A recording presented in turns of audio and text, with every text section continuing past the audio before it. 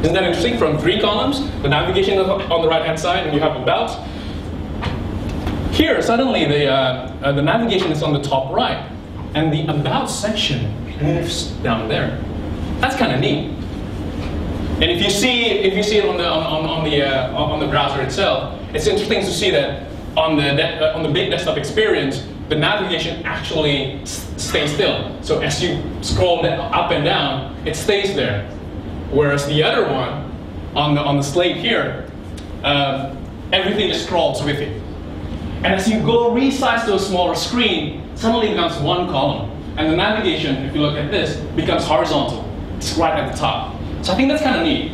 And I think it's really not something terribly new, perhaps, because that's what the web should be. It should be flexible.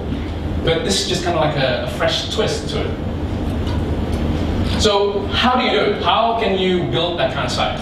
So the first thing, the basic stuff we have to start with is semantic markup, right?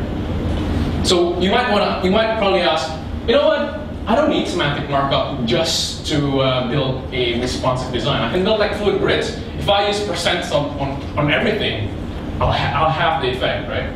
But here's the extension of that logic.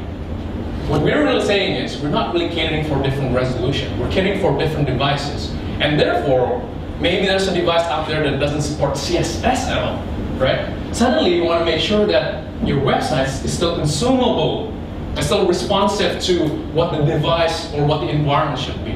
A different name to the principle of responsive design is adaptive design.